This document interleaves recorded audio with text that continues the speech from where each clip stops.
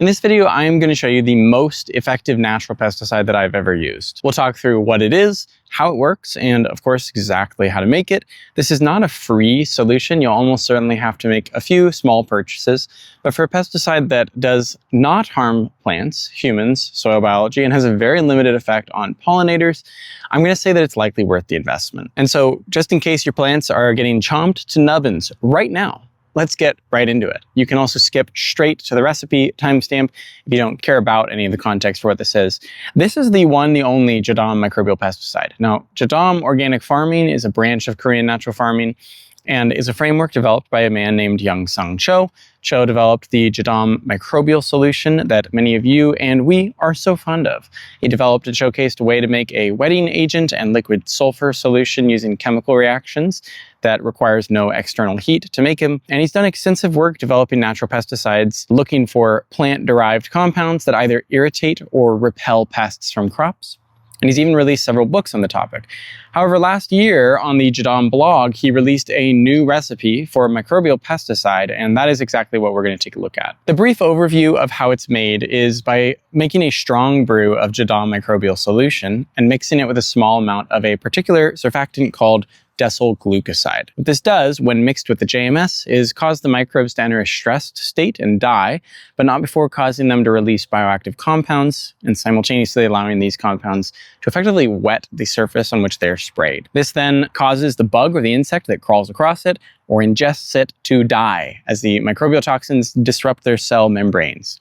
And we'll circle back to some of the implications and uses for this, but I want to get into just how to actually make it. And if you have made the JADAM microbial solution in the past, you can skip through the explanation until we get to the glucoside additions. Although the amount of ingredients as shown on the JADAM website are all slightly modified and very specific, and Cho recommends using fairly accurate measurements to ensure proper toxin density. To make the JADAM microbial pesticide, you will need dechlorinated water, potato, sea salt, leaf mold, or homemade compost, and glucoside. To dechlorinate your water, you can either let it sit out for several days to off-gas, or you can use a bubbler. If you have one, for a few hours, check with your city water supplier to see how they treat your water. If they use chloramine instead of chlorine, you will need to invest in a water filter to get the chloramines removed, or purchase filtered water from the store. I use this water filter from Boogie Blue for my garden amendments. Our city doesn't treat the water with chloramine, thankfully. And from what I have researched, small doses of chlorine in the water when applied to the soil don't really have enough of an effect on the soil biology to be consequential. I do like to use dechlorinated water to make fermented brews, like what we're about to make here. The specific ratios are provided on the website, but I'll go over them here and you can scale it up or down to your preferred batch size. If you're in my free gardening community on School, I'll provide the amounts of ingredients that I list here in the description for the post. If you're not in my community yet, you can hit the link in the description or scan the code on the screen. Again, it's free to sign up. Lots of natural gardening resources in there, supportive community, the works. I'll also put the amounts on the screen for you right here. For every liter of water, you will need 4 grams of boiled potato, 1 gram of leaf mold or homemade compost, 1 gram of sea salt or 40 milliliters of seawater to make the JADAM microbial solution. And then for each liter of finished JMS, you will need 2 milliliters of glucoside. The most common sizes of JMS that I make are either in a 5-gallon bucket or a 55-gallon rain barrel drum. For a 5-gallon bucket filled most of the way to the top, but leaving some headspace, you will need to add approximately 70 grams of potato, 18 grams of leaf mold or compost, 18 grams of sea salt or 700 milliliters, 24 ounces of seawater, and then once the brew has completed approximately 36 milliliters, a little over an ounce of glucoside. For a 55-gallon drum filled 50 gallons full, you'll need about 800 grams of potato, 200 grams of leaf mold, 200 grams of sea salt or 8,000 milliliters, 270 ounces of seawater, and 400 milliliters or 13.5 ounces of glucoside. Again, once the JMS is finished. Now, in case you haven't made this microbial solution before, what you're doing in this procedure is basically culturing microbes found in leaf mold soil. And again, if you don't have access to those, you can use compost or the soil underneath your compost pile, even better. So take your potato and boil or bake it so that it's mashable. I like to boil mine in a little bit of water, and I add my sea salt at this point as well, just to get it dissolved. And then once it's mashable, you can either mash it with a potato masher or use a blender. I've used an immersion blender like this, but I prefer throwing it in my Vitamix. Then take this slurry and add it to your paint strainer or burlap sack or whatever you're using while it's suspended above the water. If you want to just place your cooked potatoes directly in, you can also mash them by hand and strain them out through the strainer and that way into the water. Then once the potato is cooled down and you're at no risk of burning any of the soil microbes, add your soil to the bag and gently massage them out into the water. And then you can just leave this bag suspended in the water and cover it up with something that doesn't seal tightly but keeps the bugs and rain and random things that your kids are throwing around out. And wait for as long as it takes for it to create a thick foam disc on the surface of the water. This will entirely depend on the ambient temperatures and the starting temperature of your water. For me, in the summer, when temperatures are around a low of 55 and to 60 Fahrenheit at night and 80 to 90 during the day, this takes around 48 hours. At a certain point, your microbial solution microorganisms will start to run out of a food source from the carbohydrates in the potato, and they'll start to die off. Your goal is to catch them at peak activity because that's when the highest concentration of them exists. The main way that you can tell, like I said, is because the foam will be really thick and sort of be coming off the inner edges of the brewing vessel. And then once they start to die off, the foam disc will begin to break apart. You can still use it if it's past its prime, but you'll have a weaker microbial solution. And when we move into the next step, you'll have a less potent microbial pesticide. At this stage in the process, by the way, you can totally just and should use this on its own as a microbial inoculant. You can use it as a soil drench for your garden soil where plants aren't in the ground as is, or you can dilute it 1 to 10, even 1 to 100 in water and spray it on your plant foliage or just water it in over the top of your plants. You can combine it with a few drops of super clean soap like Dr. Bronner's or Eco's or 7th generation, or you can make your own. And that will help it stick to the plant leaves and stems if you're spraying it on them, give them some biological aid in the fight against disease. But you're here for the next and final step in this process, and that step is to mix with the decyl glucoside. Now, keep in mind that you really might not need all that much of this stuff.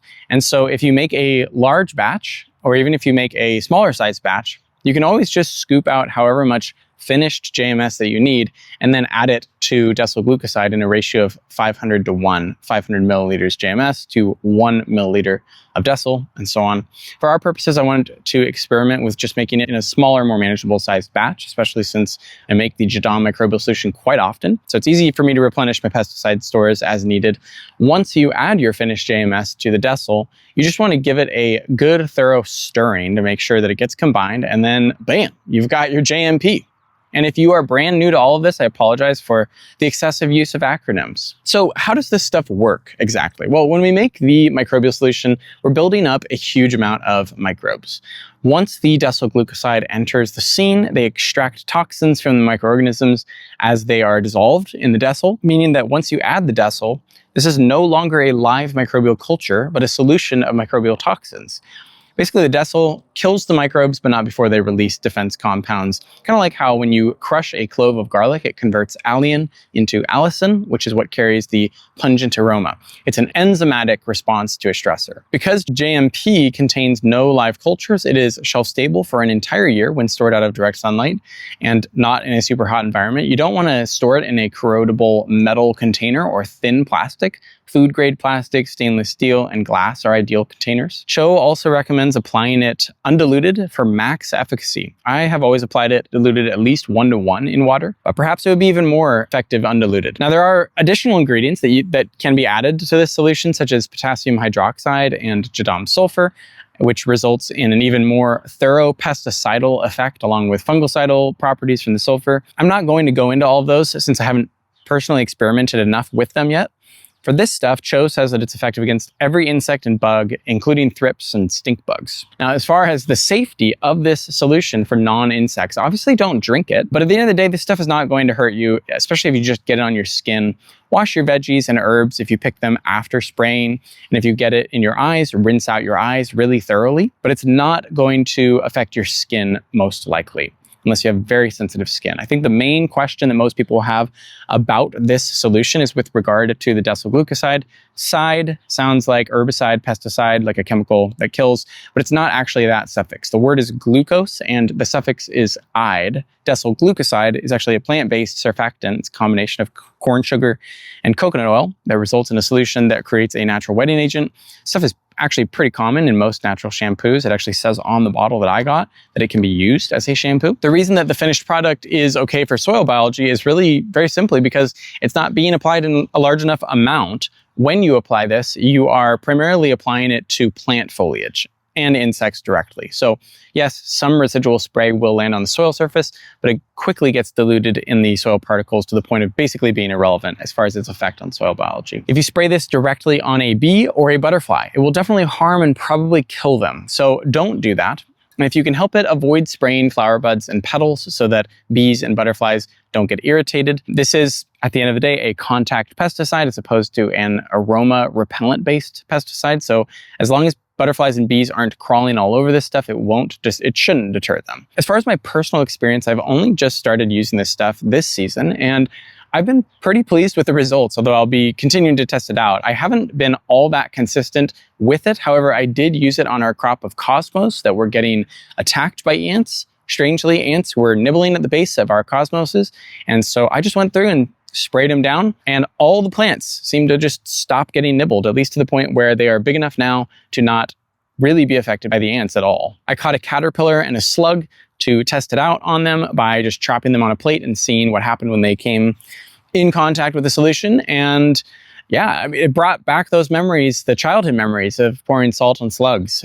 Pretty sad watching the caterpillar writhe around in pain and agony before succumbing to its fate. We'll wait until the very end of the video to show you that, just in case you don't want to see a caterpillar get tortured. That said, if you're going to use this stuff, you probably should see what you're doing to the insects that you are trying to keep off your plants. Anyway, wanted to give you guys a few extra deets on this stuff. I already mentioned this before, but just in case you have not used the pre-JMP product, JMS, JADAM Microbial Solution, please reserve some for use on your non-pest affected plants and soil that you are trying to restore to health. This stuff is a genuinely great liquid solution to have in your natural gardening tool belt. A detail about making the pesticide is that unlike making the JADAM wetting agent, JADAM sulfur, and JADAM herbal solution for effective wetting purposes, soft water is not necessary for making the JADAM microbial pesticide because decyl glucoside is a strong enough surfactant on its own, I suppose, according to Cho. He does say that if you want to use soft water and combine it with the JADAM wetting agent for additional wetting capabilities, you can, but technically that is not necessary, especially considering you're not diluting this stuff at all before using it. Another note here is that in the recipe article, Cho talks about potato starch as a potato replacement and claims that it is even more effective than straight up potato, not to mention more economical. To swap starch in for cooked potato, you are just going to add a quarter of the amount by weight. So in a 5-gallon batch, you'd use 18 grams of potato starch, and in a 50-gallon batch, 200 grams of starch in place of whole potatoes. Same amount of starch as leaf mold soil and sea salt to make things a little easier to remember. I tried this and personally did not find that the potato starch worked to make JMS. Not sure if I did something wrong, but it just didn't foam up for me the way regular potato does. And then I reread the article and found that it actually says you need to boil water and then add potato starch to that and use that in the JMS. So I did that and it foamed a tiny bit, little bit. So who knows? Maybe I gotta use this. And the main hangup that most people will have with this stuff is that decyl glucoside is a little hard to find in small quantities. I could only order it in this 32-ounce bottle. So if that's an issue for you, I'd say consider asking a friend or a neighbor or a family member if they'd go halvesies on the cost. Little really goes a pretty long way. So you could probably get away with buying a small bottle together and using it for several years, depending on the size of your garden, of course, and the amount of pest pressure that you're facing. To conclude, I will say that I am really happy to have this pesticide in my arsenal of tools against pests. I'm still figuring out the best way to incorporate it into my spraying schedule and exactly what the best timing is for various pests that we're facing, but I wanted to get this out to you guys in case you really need it. A little bit of pest damage on crops is pretty normal, but in some cases, especially if you're still working toward bringing balance to your microecosystem, some additional help before you get there can be really nice. Don't forget to check out my free gardening community on School. The recipe will be there in the description, and if you're brand new to this whole JADAM thing, or if you want to learn a little bit more, you can check out my 5-year review video. You can hear a complete overview of the system sans JMP and get my take on it. Thank you as always for watching, and I'll see you in the next one.